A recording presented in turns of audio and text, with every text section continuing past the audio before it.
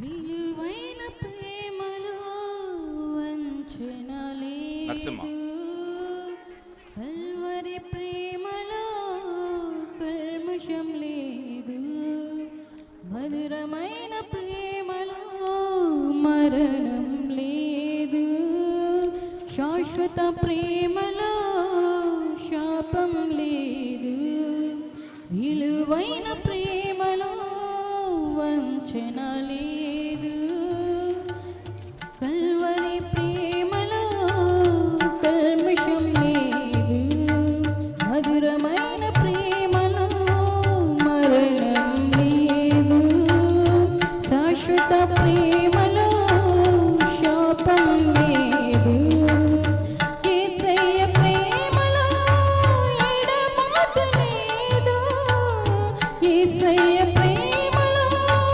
ఎడబాటు లేదు, అద్భుత ప్రేమలో అరమరిక లేదు, అద్భుత ప్రేమలో అరమరిక లేదు, విలువైన ప్రేమలో వంచన లేదు, కల్వరి ప్రేమలో కల్మషం లేదు, మధురమైన ప్రేమలో మరణం లేదు, శాశ్వత ప్రేమలో శాపం లేదు.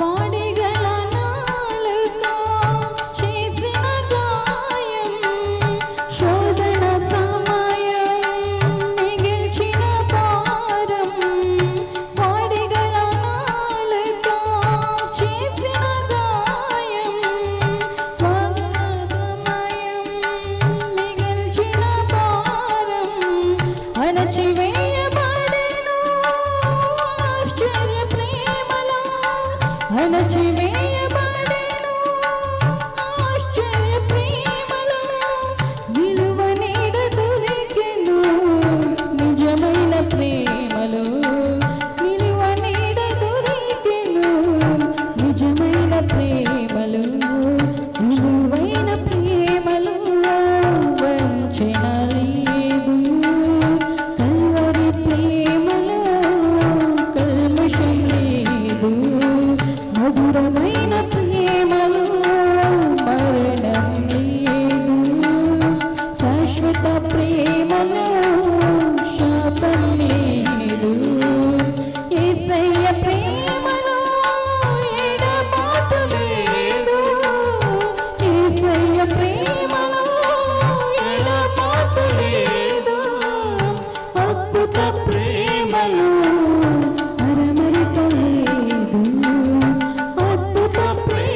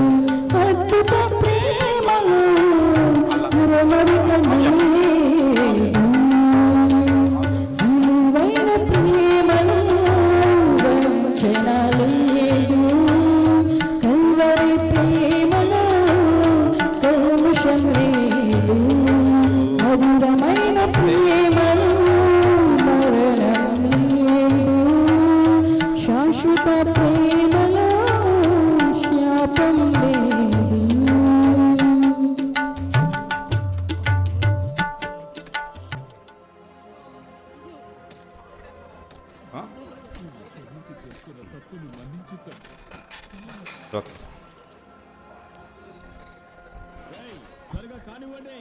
అందరు దయచేసి కూర్చోండి. ఒక చిన్న ప్రార్థన చేసుకున్నాం, తర్వాత మనము ముందుకు వెళదాం. అందరు తల వంచండి, కళ్ళు మూసుకోండి. చిన్న ప్రార్థన చేసుకున్నాం. పరిశుద్ధ నీకు వందనాలు, స్తోత్రాలు వేలాదిగా చెల్లిస్తున్నాం. ఇప్పటి వరకు 4 మాటలను అద్భుతంగా వాక్యానుసారంగా నీ నడిపింపుతోటి మాట్లాడారు. నీకే స్తుతులు వందనాలు వేలాదిగా చెల్లిస్తున్నాం. విన్న మాటలను, దాంట్లో ఉన్న అంతరార్థాన్ని విడిచిపెట్టకుండా క్షమించే మనసు, అయ్యా బాధ్యత కలిగిన మనస్సు, అంత మాత్రమే కాకుండా నీతో సహవాసం కలిగిన మనస్సు, అంత మాత్రమే కాకుండా నీ రాజ్యములో ఉండాలన్న ఆశ మా అందరికి కలుగు చేసి మమ్మల్ని సిద్ధపరచండి. మిగతా 3 మాటలు చెప్పడానికి సోదరులు సిద్ధంగా ఉండగా నీ యొక్క అమూల్యమైన వాక్కులు నీ బిడ్డల ద్వారా అందించి మీరే మహిమ పొందమని, ఈ యొక్క కూడిక మా అందరికి దీవెనకరంగా చేయమని, ప్రతి ఒక్క అల్లరి శక్తిని యేసుక్రీస్తు వారి శ్రేష్ఠమైన నామలో గద్దిస్తుండగా దూరపరచమని యేసుక్రీస్తు వారి శ్రేష్ఠ నామలో ప్రార్థించి అడిగి వేడుకుంటున్నాం తండ్రి. ఆమేన్, ఆమేన్. మంచిది. ఓకే, ఈ సమయంలో 5వ మాటను సోదరి కావ్య చదువుతుంది. ఆ తర్వాత తమ్ముడు శ్రీను ఒక 15 నిమిషాలు టైం పాటించండి. 15 నిమిషాల లోపుగా వివరించి ముగిస్తారు. ఇందాక నుంచి 5 మాటలు చెప్పేంత వరకు తమ్ముడు టెన్షన్ పడుతూ ఉన్నాడు, అటు ఇటు తిరుగుతూ ఉన్నాడు, ఏదేదో చేస్తూ ఉన్నాడు. తమ్ముడు, దేవుడు నడిపింపు, నీకు అవకాశం ఉంటే తప్పకుండా దేవుడు నేను వాడుకుంటాడు. తప్పకుండా నువ్వు దేవుళ్ళు వాడవాలని మనస్ఫూర్తిగా కోరుతూ ఈ సమయంలో సోదరి చదువుతాయి. ఓకే సోదరి, మీరు రండి, వచ్చేస్తుంది. నువ్వే చెప్పు. ఈ సమయంలో సీను ఆ మిగిలిన మాటలు, 5వ మాటను చదివి మనకు వివరిస్తారు. చక్కగా వినాలని ప్రేమతో మనవి.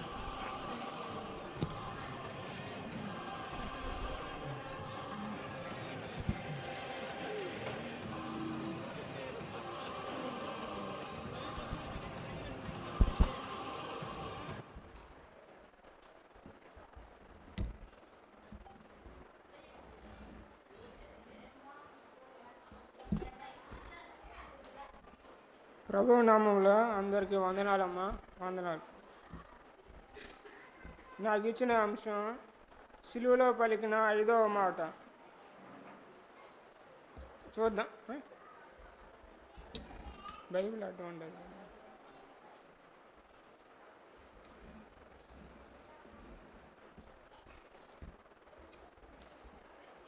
సిలువలో పలికిన 5వ మాట చూద్దాం రండి. యోహాను సువార్త 19వ అధ్యాయం 28వ వచనం. యోహాను సువార్త 19వ అధ్యాయం 28వ వచనం. లేఖనము నెరవేరినట్లు నేను దప్పికొనుచున్నాను అనెను. ఈ లోకంలో అనేక రకాలైన దాహాలు అనేవి ఉన్నాయి మనిషికి. వాటిలో కొన్నిటిని గురించి మనం వివరించుకున్నాం. వాటిలో ఒకటి ధనదాహం.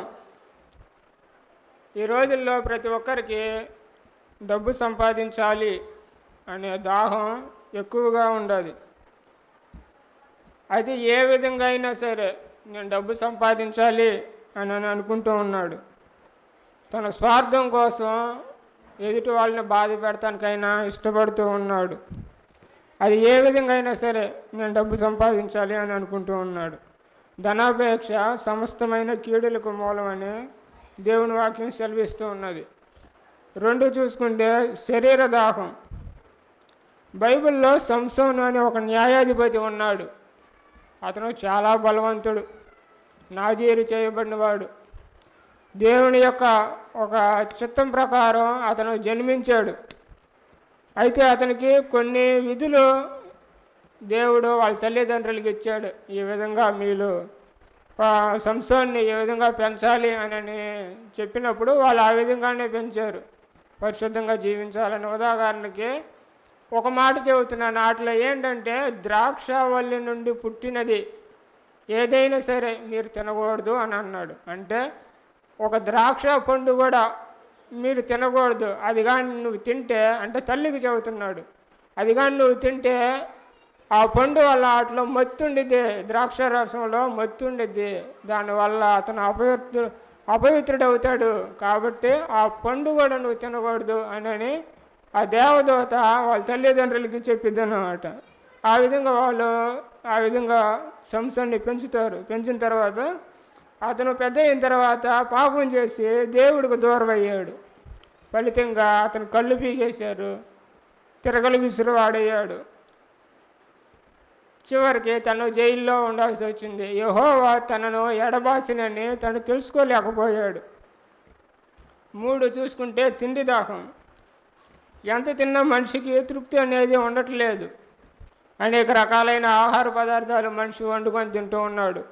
ఈరోజు చికెన్ అని, మటన్ అని అన్నీ సమకూర్చుకొని తింటూ ఉన్నాడు. అమ్మయ్య చాలు కడుపు నిండింది అని అనుకుంటున్నాడు.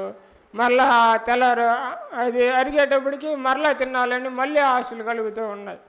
ఎంత తిన్నా కానీ మనిషికి తృప్తి అనేది ఉండటం లేదు. నీవు తిండిపోతువైన ఎడల నీ గొంతుకు కత్తి అడ్డం పెట్టుకో అని వాక్యం సెలవిస్తూ ఉన్నది. 4 మద్యం దాహం. త్రాగుడు అనేది కుటుంబ జీవితాలని నాశనం చేస్తూ ఉన్నది. కుటుంబ జీవితాలు అనేకమైన సమస్యలను తీసుకొస్తూ ఉన్నది. ఆ మద్యం ఎంత తాగినా కానీ తనివి తీరటం లేదు. ఇంకా తాగాలి అనుకుంటున్నాడే కానీ ఇక వద్దు, ఇక చాలు అని తను అంటలేదు. ఆ విధంగా ఈ మనుషుల యొక్క కుటుంబ జీవితంలో సమస్యలు వస్తూ ఉన్నాయి. ఎవరికి చింత?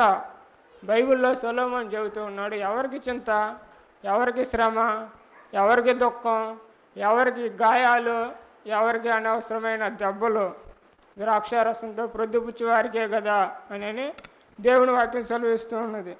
5 ఆత్మల దాహం. యేసు ప్రభు నేను దప్పికొనుచున్నాను అని అంటూ ఉన్నాడు. యేసు ప్రభు నేను దప్పికొనుచున్నాను అనగానే ఒక సైనికుడు ఏం చేస్తూ ఉన్నాడంటే ఒక స్పంజి తీసుకొని దాన్ని ఈటికి తగిలించి ఒక చిరకలో ముంచి తనకి ఇస్తూ ఉన్నాడు. యేసు ప్రభు ఆ యొక్క స్పంజి ఆ చిరకని తను తాగడానికి ఇష్టపడలేదు. ఎందుకంటే యేసు ప్రభు యొక్క దాహం ఏమిటి అని అంటే ఆత్మల దాహం, ఆత్మీయ దాహం కలిగి ఉన్నాడు. ఆత్మల కోసం ఆయన బాధ, ఆయన ప్రయాస మనం చూస్తూ ఉన్నాం కదా, ఈ మూవీలో చూస్తూ ఉన్నాం కదా యేసు ప్రభు ఎంత బాధపడ్డాడో. అది ఎందుకోసం అంటే మన కోసమే. యేసు ప్రభు ఏంటి అని అంటే నేను వచ్చింది ఎందుకంటే ఆత్మల కోసం అని వచ్చాడు. ఉదాహరణకి నేను మా ఊరు నుంచి తాళపాలెం నుంచి అనంతవరం నడుచుకుంటూ వస్తూ ఉంటే నాకు దాహం వేసింది. నేను మీ దగ్గరికి వచ్చి అమ్మ నాకు దాహం వేస్తుందమ్మా అని మిమ్మల్ని అడిగినప్పుడు మీరు ఏం చేస్తారంటే నాకు మంచినీళ్ళు ఇస్తారు. ఆ నీళ్ళు నేను తాగగలనే నా దాహం తీరుద్ది. ఇదేంటంటే శరీర సంబంధమైన దాహం. కానీ యేసు ప్రభు శరీర సంబంధమైన దాహం కాదు కలిగి ఉన్నది, ఆత్మీయ దాహం కలిగి ఉన్నాడు. అందుకని యేసు ప్రభు నేను ఒక వ్యక్తి సంబంధమైన దాహం తీర్చే యేసు ప్రభు శరీర సంబంధమైన దాహం తీర్చే నీళ్ళు అడగటం లేదు, కానీ తన యొక్క ఆత్మీయ దాహం కలిగి ఉన్నాడు కాబట్టి ఆత్మల దాహం కలిగి ఉన్నాడు. యేసు ప్రభు యొక్క దాహం ఎలా తీరిద్ది అని అంటే ఒక వ్యక్తి స్వార్థను ప్రకటించినప్పుడు యేసు ప్రభు యొక్క దాహం తీరిద్ది. ఒక వ్యక్తి ఒక ఆత్మను ప్రభువు కోసం నడిపించినప్పుడు యేసు ప్రభు యొక్క దాహం తీరుద్ది. యేసు ప్రభు కోసం, యేసు ప్రభు యొక్క సువార్త కోసం, యేసు ప్రభు కోసం పరిచర్య కోసం ఒక వ్యక్తి ఎంత ప్రయాసపడినా కానీ అది యేసు ప్రభు యొక్క దాహం తీర్చిన వారం అవుతాం. యేసు ప్రభు ఉదాహరణకి యేసు ప్రభువుకి బోలంతో కలిపిన యేసు ప్రభుకి ఈ సైనికులు ఏం చేస్తారు అని అంటే యేసు ప్రభుని ఇలా కొడుతూ బాధ పెడుతూ ఉంటే ఆ సైనికులు ఏం చేస్తారంటే ఈ బాధని మర్చిపోవడం కోసం ఏం చేస్తారంటే అప్పటికే యేసు ప్రభువుని కపాలం అనే స్థలానికి తీసుకొని వెళ్తారు, అక్కడ సిలువ వేయటానికి. అప్పటికే యేసు ప్రభుని కొరడాలతో కొడతారు, సిలువ మోయిస్తారు, తల మీద ముండ్ల కిరీటం పెడతారు. చాలా బాధపడుతూ ఉంటాడు, చాలా వేదన పడుతూ అలసిపోతాడు. ఆ బాధ భరాయించలేకపోతున్నాడు. ఇప్పుడు ఏం చేయాలంటే వాళ్ళు సిలువ అక్కడికి కపాలం అనే స్థలానికి, ఆ కల్వరి దగ్గరికి తీసుకొని వెళ్ళినప్పుడు ఆయనకి సిలువ వేయాలి. సిలువ వేయాలంటే కాళ్ళల్లో చేతుల్లో మేకులు కొట్టాలి. అప్పటికే యేసు ప్రభు భరించలేనంత బాధపడుతూ ఉన్నారు. కాబట్టి ఏం చేశారంటే వాళ్ళు యేసు ప్రభుకి బోలంతో కలిపిన ద్రాక్ష రసాన్ని ఇస్తూ ఉన్నారు. ఈ ద్రాక్ష రసంలో ఏంటంటే బోలం కలిపి ఇస్తున్నారు. అది ఏంటంటే మత్తు. ఆ మత్తు కోసం ఏంటంటే ఈ బాధ తట్టుకోవడం కోసం ఇతను భరాయించలేడు, ఇప్పటికే చాలా బాధపడి ఉన్నాడు. చేతుల్లో కాళ్ళలో మేకులు కొడితే ఈ బాధ భరాయించలేడు అని ఏం చేస్తున్నారంటే వాళ్ళు బోలంతో కలిపిన ద్రాక్ష రసంలో బోలం కలిపి ఇస్తూ ఉన్నారు. అది తాగితే ఏమైంది అంటే శరీరం అనేది మొద్దుబారిద్ది. ఇప్పుడు ఉదాహరణకి ఒక సిజరన్ చేపియాలి అంటే ఆపరేషన్ చేసేటప్పుడు డాక్టర్లు అనస్థీషియా ఇస్తారు. అంటే ఏంటంటే మత్తు మందు, అంటే క్లోరోఫామ్ అంటారు దాన్ని. దాని యొక్క పని ఏమిటి అంటే అది మన శరీరంలోకి ఎక్కగానే ఎక్కడైతే ఎక్కిస్తారో అక్కడ మొద్దుబారిపోయింది శరీరం, స్పర్శ అనేది ఉండదు. కాబట్టి వాళ్ళు డాక్టర్లు కట్ చేస్తారు, బయటికి తీస్తారు, శుభ్రం చేస్తారు, ఇన్ఫెక్షన్ తీసేస్తారు, తర్వాత కుట్లు వేసేస్తారు. ఒక విధంగా మనకు తెలుస్తూనే ఉంటుంది కానీ మనకి నొప్పి అనిపించదు. దాని యొక్క పని ఏంటంటే అది నొప్పి తగ్గించడం కాదు కానీ అది శరీరాన్ని స్పర్శ లేకోకుండా చేస్తుంది, మొద్దుబారేటట్టు చేస్తుంది అన్నమాట. ఇప్పుడు ఇదే వాళ్ళు చేస్తూ ఉన్నది ఏంటంటే ఇతని శరీరం మొద్దుబారే విధంగా చేస్తే ఆ నొప్పిని ఇతను కొంచెం తట్టుకోగలుగుతాడు అనే ఒక ఆలోచనతో సైనికులు ఏం చేస్తూ ఉన్నారంటే బోలంతో కలిపిన ద్రాక్ష రసం ఇస్తూ ఉంటే యేసు ప్రభు పుచ్చుకోలేదు, తీసుకొని లేదు. ఎందుకు అని అంటే ఆ యొక్క బాధని యేసు ప్రభు అనుభవించడానికి ఇష్టపడ్డాడు. ప్రతి అవమానాన్ని, ప్రతి ఒక్క నిందని, ప్రతి ఒక్క గాయాన్ని, ప్రతి ఒక్క దెబ్బని, ప్రతి దాన్ని యేసు ప్రభు అనుభవించడానికి ఆ బాధ నేను అనుభవించాలి. నా తండ్రి, నా దేవుడు నాకు అప్పగించాడు, ఆ గిన్నెలోనిది నేను తాగాలి అని యేసు ప్రభు ఆ యొక్క ద్రాక్ష రసాన్ని మద్యాన్ని తీసుకోవడానికి ఇష్టపడలేదు. ఇక్కడ మనం చూస్తూ ఉంటే యేసు ప్రభుని కొరడాలతో కొడుతూ ఉంటే మనం ఎంతో బాధపడుతూ ఉన్నాం. తల మీద ముండ్ల కిరీటం పెడుతుంటే బాధపడుతున్నాం, చేతుల్లో మేకులు కొడుతూ ఉంటే, కాళ్ళలో కొడుతూ ఉంటే ఎంతో బాధపడుతూ ఉన్నాం అయ్యో అని. కానీ యేసు ప్రభు అవి పడటానికి ఇష్టపడుతూ ఉన్నాడు. ఈ బాధ నేను పడాలి, ప్రతి ఒక్క శ్రమ నేను బాధపడాలి అని తను ఇష్టపడుతూ ఉన్నాడు అన్నమాట. ఉదాహరణకి 1 తిమోతికి రాసిన పత్రిక 2వ అధ్యాయం 6వ వచనం మనం చూద్దాం. 1 తిమోతికి రాసిన పత్రిక 2వ అధ్యాయం 6వ వచనం మనం చూద్దాం. ఇక్కడే ఉండదంటే ఈయన అందరి కొరకు విమోచన క్రయధనముగా తన్ను తానే సమర్పించుకొనెను అని వాక్యం సెలవిస్తూ ఉన్నది. ఇక్కడ యేసు ప్రభు, ఈయన అంటే ఎవరంటే యేసు ప్రభు ఏం చేశాడంటే మన అందరి కొరకు విమోచన క్రయధనముగా, విమోచన అని అంటే ఇంగ్లీష్లో ఫ్రీడమ్ అని అంటారు, అంటే స్వతంత్రం కలిగించడం కోసం, నీకు ఒక స్వతంత్రం కలిగించడం కోసం క్రయధనముగా. క్రయధనము అంటే ఏమిటి అని అంటే ఒక బానిసని విడిపించడాన్నే క్రయధనం అని అంటారు. ఆ రోజుల్లో ఒక బానిస యొక్క వెల ఎంత అంటే 30 వెండి నాణాలు. యేసు ప్రభువుని కూడా అలానే 30 వెండి నాణాలకి అమ్మేస్తారు. 30 వెండి నాణాలు నువ్వు ఒక వ్యక్తికి ఇచ్చినప్పుడు ఒక వ్యక్తిని చూసి అతని మీద జాలిపడి అరే పాపరా బాధపడుతున్నారా అని తనకి ఒక 30 వెండి యజమానుడికి 30 వెండి నాణాలు కానీ ఇస్తే అతను స్వతంత్రుడు అవుతాడు. ఇంకా అతన్ని స్వతంత్రంగా ఇంకా ఫ్రీడమ్, నీ బ్రతుకు నువ్వు బ్రతకరా, సంతోషంగా బ్రతుకు అని అంటారు. అది విమోచన క్రయధనం అని అంటారు. ఇక్కడ యేసు ప్రభు క్రయధనంగా ఏం చేశాడంటే తన్ను తాను సమర్పించుకున్నాడు. యేసు ప్రభు ఒక బానిసని విమోచించడం కోసం 30 వెండి నాణ్యాలు కావాలి, కానీ యేసు ప్రభు మనల్ని విమోచించడం కోసం ఏం చేశాడంటే తన్ను తానే అప్పగించుకున్నాడు. వెండి బంగారములు అంటే క్షయమైన వస్తువుల చేత మీరు విమోచింపబడలేదు, కానీ అమూల్యమైన రక్తం చేత, అనగా నిర్దోషమును నిష్కలంకమునకు గొర్రె పిల్ల వంటి క్రీస్తు రక్తం చేత మీరు విమోచింపబడతారని మీరు ఎరుగురా అని నేను వాక్యం సెలవిస్తూ ఉన్నది. యేసు ప్రభు యేసు ప్రభు యొక్క దాహం ఎవరు తీరుస్తారు అని అంటే ఇప్పుడు నేను అడిగాను, నాకు దాహం వేస్తుందమ్మా అని అన్నప్పుడు మీరు నాకు నీళ్ళు ఇచ్చారు, నా దాహం తీరింది. ఇప్పుడు యేసు ప్రభు అంటూ ఉన్నాడు, నాకు దాహం వేస్తుంది అని అంటూ ఉన్నాడు. అంటే ఆత్మల దాహం, నాకు ఆత్మలు కావాలి, నాకు దాహం వేస్తుంది అని అంటే ఆ యొక్క దాహం తీర్చేది ఎవరంటే నువ్వు మనమే, మనుషులమే. అంటే నువ్వు మనమే ఒక ఆత్మల్ని, కొంతమందిని ఎవరినైనా ప్రభు దగ్గరికి నడిపించినప్పుడు యేసు ప్రభు యొక్క దాహం తీరిద్ది. దేవుడి వాక్యం దీవించును గాక. ఆమె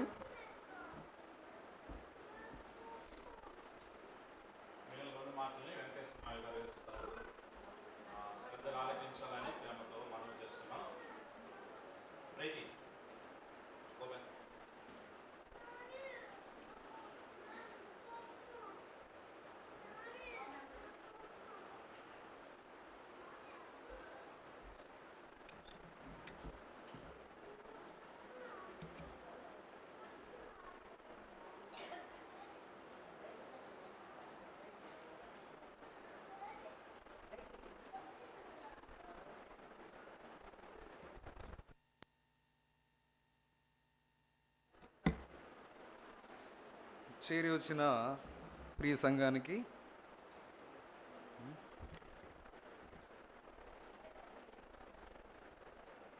తండ్రి కుమార పరిశుద్ధాత్మ త్రియేక దేవుని నామంలో మీకు అందరికీ వందనాలు. అమ్మ, మీరంతా సంతోషంగా ఉన్నారా?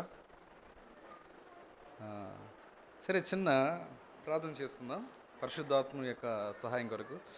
పరలోకున్న మా తండ్రి దేవా, నీకు ఎంత వందనాలు ప్రభా. మమ్మల్ని జ్ఞాపం చేసుకున్నావు నా తండ్రి. నీ కుమారుణ్ణి పంపి నా తండ్రి మా పాప శాప విమోచనకు క్రయధనంగా నా తండ్రి నా దేవా సిలువలో మరణించుటకు ప్రభా అనుమతించావు దేవా, నీకు ఎంత వందనాలు. ఆ విధంగానే ప్రభా నీ బిడ్డలు ప్రభా నా తండ్రి మా రక్షకుడైన యేసు ప్రభా సిలువలో పలికిన 7 మాటలని ప్రభా ధ్యానించుటకు ఇంతవరకు సహాయం చేశావు. పరిశుద్ధాత్మ దేవా, ఇది నీ కార్యం ప్రభా నా తండ్రి.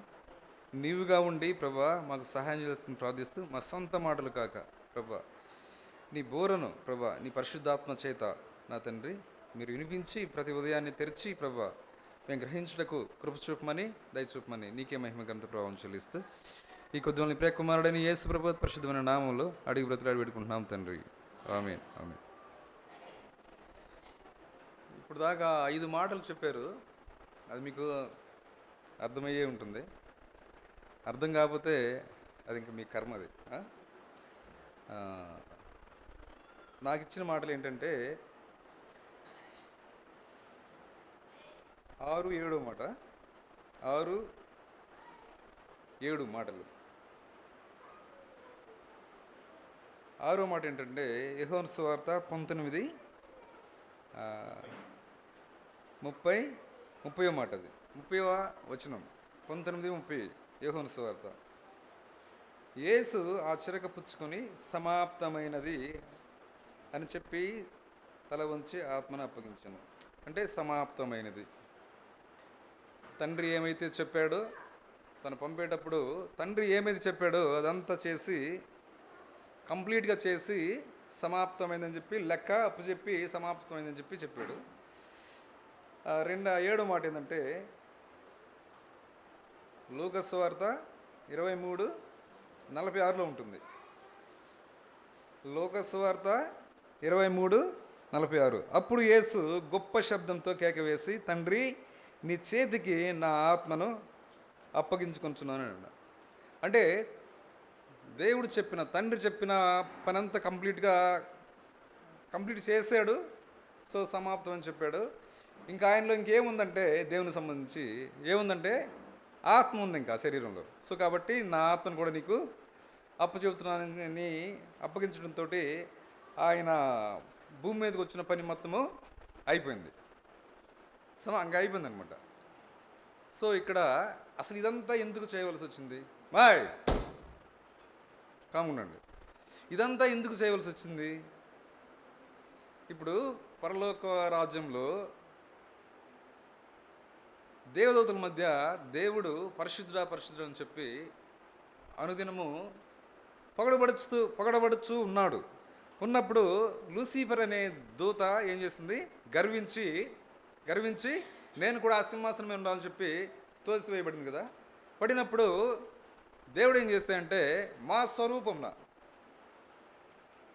తండ్రి కుమార పరిశుద్ధాత్మ త్రియేక దేవుడు అక్కడే ఉన్నారు వాళ్ళు. సో కాబట్టి అందుకే అన్నాడు మా స్వరూపంన అన్నాడు. నా స్వరూపం అనలేదు, మా స్వరూపంన నరుణ్ణి సృష్టించుకొని వాని ద్వారా నేను మహిమ పొందుకుంటాను అని చెప్పి మనిషిని సృష్టించడము జరిగింది. అది ఎలాగా? తన స్వరూపమున మనిషిని సృష్టించాడు. అందుకే ప్రతి మనిషి ఎవరంటే దేవుని స్వరూపము. ఒకరు ఎదురుస్తే మీరు ఎదురుపారు, ఎవరిని ఎదురుస్తే వాడు పోయిందాక మీరు పారు. ఎంత దరిద్రమైన అది అది ఏమంటారు దాన్ని, అలవాటు. అది నీకు ఎదురొచ్చేవాడు ఎవడో తెలుసా? దేవుని స్వరూపము నీలాగే. అసలు ఎవడు నేర్పాడు మీకు ఈ సంస్కృతి? ఎవరిని వస్తే ఎదురుపారు, ఎవరిని చూడంలోనే గొడవలు పెట్టుకోవడం, ఇవన్నీ. అసలు మనిషి ఎవరో తెలుసా? దేవుని స్వరూపము, నా స్వరూపం అందు మనిషిని సృష్టించాలని చెప్పి అన్నాడు. మీరేం చేస్తున్నారు మీరు? సరే అది వదిలేండి. తర్వాత మనిషి సృష్టించాడు మనిషిని ఆదాం ద్వారా. ఆదామును సృష్టించాడు ఫస్ట్. తర్వాత తనకు కావాలని చెప్పి అవ్వను. కానీ ఆ విధంగా జనరేషన్ అంతా పెరిగిపోతున్నప్పుడు వీళ్ళు కూడా ఎవరు చొరబడ్డాడు? సాతానుడు మళ్ళీ ఇక్కడికి వచ్చాడు. దేవుడు అయ్యా నువ్వు తినద్దంటే జస్ట్ ఆజ్ఞ ఇస్తే ఆ ఆజ్ఞను కూడా సాతానుడు వచ్చి మళ్ళీ భూమి మీదకి వాడేం చేశాడు? ఆజ్ఞను అతిక్రమించడానికి మనుషుల్లో దూరి ఆ ఆజ్ఞను కూడా పాడు చేశాడు. కాబట్టి సరే మనుషులు ఈ విధంగా పెరుగుతూ పోయారు. రకరకాలుగా పోయి మొత్తం ఈ దేశం అంతా, ఈ ప్రపంచం అంతా స్ప్రెడ్ అయిపోయారు. పోయినప్పుడు ఆ సాతానుడు కూడా వాడు వచ్చి ఏం చేస్తాడంటే వాడు కూడా వేరే విధంగా విగ్రహం ద్వారా వేరే సహాయం చేయటము దురాత్మల ద్వారా వాడు కూడా ఒక దేవుడిగా ఈ భూమి మీద ఉన్నాడు. ఉన్నప్పుడు ఇక్కడ మనిషి ఏం చేస్తున్నాడంటే ఆ దేవునికి ఈ భూమి మీద ఉన్న సాతానుకు మధ్య వీడు మల్లాడిపోతున్నాడు. మనిషికి ఎంత కష్టం అంటే తెలుసా? అటు దేవుని మాట వినాలి, ఇటు సాతానుడు వీడి దగ్గరికి వచ్చి మన పక్కనే ఉంటున్నాడు. వాడు మనల్ని చెడిపేస్తూ ఉంటాడు అనమాట. అందుకే మనిషి అనేవాడు పాపం నలిగిపోతూ ఉన్నప్పుడు మనిషి పోనా వాడికి పాపానికి లోబడి మంచి కంటే చెడుకి త్వరగా మనిషి అనేవాడు పాపానికి లోబడి శాపానికి లోబడి చేయరాని కార్యాలు చేస్తూ భయంకరమైన పరిస్థితిలో ఉన్నప్పుడు నరకానికి పాత్రుడై నరకపు పొలిమేరలు అల్లాడుచున్నప్పుడు ఇంకేం చనిపోతే డైరెక్ట్గా నరకానికి. ఎందుకంటే పాప శాప విమోచనం లేదు, ఆయనకి లేదు. ఉన్నప్పుడు అప్పుడు దేవుడు ఏం చేశాడు? తన కుమారుణ్ణి సరే దేవుడు తన కుమారుని పంపాడు. సరే ఈ పాప శాప విమోచనకి ఏం చేయాలి? ఈ శాపము పోవాలంటే ఏం చేయాలి? ఏం కావాలి? వాడికి సొల్యూషన్ ఏంటి? నీ పాపము నా పాపం పోవాలంటే యేసు ప్రభు రాకండి అట్ట ఆయన పుట్టుకురా అట్ట పక్కన పెట్టండి. నీ పాపం నా పాపను క్షమించేది ఎవరు? దాన్ని తీసేసేది ఎవరు? ఇలాంటి పాపంలో మనం పేటరైపోతున్నప్పుడు మనుషుల్ని చంపుకోవటం, మనుషుల్ని దూషించుకోవటం, ఒకరిని మోసం చేసుకోవటం, వ్యభిచారము, ఇలాంటివన్నీ కానివి అన్నీ ఉన్నప్పుడు నువ్వు చనిపోతే నిత్య నరకమే. సో ఈ నరకాన్ని నుంచి తప్పించే రక్షకుడు ఎవరు అని మనం చూసుకున్నట్టయితే యేసు ప్రభువుని పక్కన పెట్టండి. అసలు ముందు ఆయన వచ్చినప్పుడే వస్తాడు. ఇప్పుడు వచ్చినప్పుడు హిందూ ధర్మంలో ఏం చెప్తుందంటే ఒక జాగ్రత్తగా వినండి. ఒక శ్లోకం రాసింది, మరి అది ఎవరు రాశారో తెలీదు. ఋగ్వేదం అని, ఈ భారతదేశం హిందూ దేశం కదా, మనిషి యొక్క స్వర్గానికి వాడి పాపం ఎలా పరిహరించబడిన అనే దానికి హిందూ ధర్మశాస్త్రంలో ఋగ్వేదంలో ఏం రాసిందంటే, బైబిల్లో కాదండి, ఋగ్వేదము ఏం రాసిందంటే సర్వలోక పాప పరిహారం. అంటే సర్వలోకంలో ఉన్న పాపము పరిహారం కావాలంటే సర్వలోక పాప పరిహారం. ఈ సర్వలోకంలో ఉన్న పాపం పరిహారం కావాలంటే రక్త ప్రోక్షణ అవశ్యం. అంటే రక్త ప్రోక్షణ అనేది జరగాలి. రక్తం ప్రోక్షణ అంటే రక్తాన్ని సిందించడం అనేది జరగాలి. రక్త ప్రోక్షణ అవశ్యం. తదరక్తం పరమాత్మేనా, ఎవరైతే ఆ రక్తాన్ని సిందిస్తాడో వారెవరై ఉండాలి? పరమాత్ముడు రక్తమై ఉండాలి, పరమాత్మ అయి ఉండాలి. ఏ గొర్రె, ఏ కోడో, ఏ గేదె కాదు. నీ పాపం పోవాలంటే పరమాత్ముడు రక్తం అయి ఉండాలి. తదరక్తం పరమాత్మేనా, ఎవరైతే రక్తం సిందిస్తాడో ఆయన పరమాత్మ అయి ఉండాలి. అది కూడా పుణ్యదాన బలియాగో, పుణ్యంగా పొగడాగా. అంటే నేను సొంతగా అయ్యా నీ పాపం కొరకు, పరమాత్ముడైన మనిషిని నీ పాపం కొరకు నేను చనిపోతున్నాను, నేను బలి కాబడుతున్నాను అని చెప్పి దాంట్లో రాయబడి ఉంది. ఏది? ఆ యొక్క ఋగ్వేదంలో రాయబడింది, హిందూ ధర్మశాస్త్రంలో. సరే, దాని ప్రకారము మన పాపంలో ఉన్న మనిషిని రక్షించడానికి ఇంతమంది దేవుళ్ళు ఉన్నారు. 33 కోట్ల దేవుళ్ళు ఉన్నారు. తెలుసా మీకు? 33 కోట్ల దేవుళ్ళలో ఎవరైనా వచ్చి అకార్డింగ్ టు దట్ శ్లోక్, ఆ యొక్క శ్లోకం ప్రకారము దేవుడైన మనిషి, 33 కోట్ల దేవుళ్ళైన మనుషులు, ఒక్కొక్క దేవుడైనా సరే ఆ పరమాత్ముడైన వాడు వచ్చి నీ పాపం కొరకు నా పాపం కొరకు రక్తాన్ని సిందించాడా? ఎవరి నుండి చెప్పండి. వాళ్ళ ఆ గ్రంథమే చెబుతుంది, ఆ పరమాత్ముడు వచ్చి రక్తాన్ని సిందించితే తప్ప మనిషి యొక్క పాపము పరిహరించబడదు, వాడు రక్షింపబడని చెప్పి అదే చెప్తూ ఉంది. దాని ప్రకారమే ఆ యొక్క 33 కోట్ల దేవుళ్ళలో ఎవరైనా వచ్చి నీ పాపం కొరకు నా పాపం కొరకు, ఈ లోకంలో ఉన్న పాపం కొరకు ఎవరైనా చనిపోయారా? రక్తాన్ని సిందించారా? పరమాత్ముడైన మనిషి, పరమాత్ముడైన వాడు. ఆలోచించండి మీరు. ఆ పేర్లు మనకు కరెక్ట్గా ఎత్తం కానీ నోటితోటి ఎవరన్నా మీకు వాళ్ళు వచ్చి సిందించారా? చెప్పండి. ఎక్కడ ఎవరు ఏ దేవుడు వచ్చి సిందించలేదు, కానీ ఎవరైతే బ్రహ్మ అంటారు కదా, బ్రహ్మ సృష్టించాడు మనుషులని. ఆ బ్రహ్మ రావాలి కదా సరిపోవడానికి, వచ్చాడా? ఎందుకు రాలేదు? సృష్టిస్తే ఆయన కానీ నిజంగా సృష్టిస్తే ఆయన రావాలి కదా నీ పాపం నా పాపం తీసుకోవడానికి, ఆ శ్లోకం ప్రకారం. కానీ ఆయన ఎందుకు రాలేదు? ఆయనకి సంబంధమే లేదు. ఇవన్నీ రాయడం అలా రాశారంతే. ఎవరైతే సృష్టించాడో మనుషుని తన రూపంలో, ఆయనే దిగొచ్చాడు. ఏది? నీ పాపం నా పాపం తీసేయడానికి ఎవరైతే మనిషిని సృష్టించాడో, అరే నా బిడ్డ పాపం బట్టి చనిపోతున్నాడు అని చెప్పి ఆయనకి నొప్పి కలిగి ఆయనే క్రీస్తు రూపంలో వచ్చాడు. ఇప్పుడు అర్థమైందా ఆయన ఎందుకు వచ్చాడు? ఎవరు వల్ల కాలేదు, ఎందుకంటే వాళ్ళకి సంబంధమే లేదు. అక్కడ నా బిడ్డ ఏడుస్తుంటే నాకు నొప్పి కానీ నీకు నొప్పి అమ్మా చెప్పు. ఇప్పుడు నా బిడ్డ చర్య ఇస్తాము కనుకో, ఇద్దరు ఎవరు ఏడుస్తున్నాను అనుకో, నాకు నొప్పి కానీ ఈ అబ్బాయికి నొప్పి ఉంటుంది చెప్పండి. అందుకే యేసు ప్రభు మనం సృష్టించాడు కాబట్టి కొంతమంది దేవుడికి వాళ్ళకేం సంబంధం, వాళ్ళకి ఎందుకు నొప్పి పుట్టిద్ది? పాపంలో పడి అల్లాడుతుంది నీవు నేను. ఆయన చేతుల ద్వారా సృష్టించబడిన వ్యక్తులు. వేరే దేవుడు రావడానికి వాళ్ళకి ఏం పని? అసలుకి వాళ్ళు సృష్టించలేదు కాబట్టి వాళ్ళకి సంబంధించిన విషయమే కాదు అది. అందుకని ఎవరైతే సృష్టించారో వాడి బిడ్డ పాపంలో పడి అల్లాడిపోతున్నాడు. అరే నేను సృష్టించిన నా బిడ్డ, నా రూపంలో ఉన్న నా బిడ్డ అక్కడ పడి పాపంలో పడి అల్లాడుతున్నాడే, వాడు చనిపోతే నరకానికి వెళ్ళిపోతాడని చెప్పి ఆయన ఏం చేశాడు? ఆ పాపాన్ని తీసివేయడానికి పరమాత్ముడే, తదరక్తం పరమాత్మేనా, ఆ పరమాత్ముడే వచ్చి ఆ రక్తాన్ని పోషించాడు. కాబట్టి ఈరోజు నీ పాపానికి నా పాపానికి పాప విమోచన కలిగింది. ఆయన వచ్చాడు, ఆయన పుట్టుక దేవుడు ఆయన్ని కాలము సమీపమైనప్పుడు దేవుడు యేసు ప్రభుని పంపించినప్పుడు ఆయన పాపం గురించి ఒప్పుకో చేస్తున్నాడు. చేస్తూ అంతా మీరు మారు మనసు పొందాలి అని చెప్తూ ఎన్నో గొప్ప కార్యాలు చేశాడు. ప్రార్థించడం ఎలాగో నేర్పాడు, ప్రేమించడం ఎలాగో నేర్పాడు, ఉదయాన్నే లేచి ప్రార్థించడం నేర్పాడు, ఏడవడం నేర్పాడు. ఏడవడం, ప్రార్థించడం కూడా నేర్పాడు. ఎప్పుడు? ఉదయాన్నే లేచి ఆయన కొండకి వెళ్ళేవాడు ప్రార్థించడానికి, తండ్రితో సంభాషించడానికి. తర్వాత ప్రేమించడం, అమ్మ అది అందరూ పట్టుబడిన వ్యభిచార స్త్రీని ఉన్నప్పుడు ఆయన క్షమించడం లేదా ఆమెని క్షమించడం ఎలాగో నేర్పాడు. అమ్మ అన్నాడు.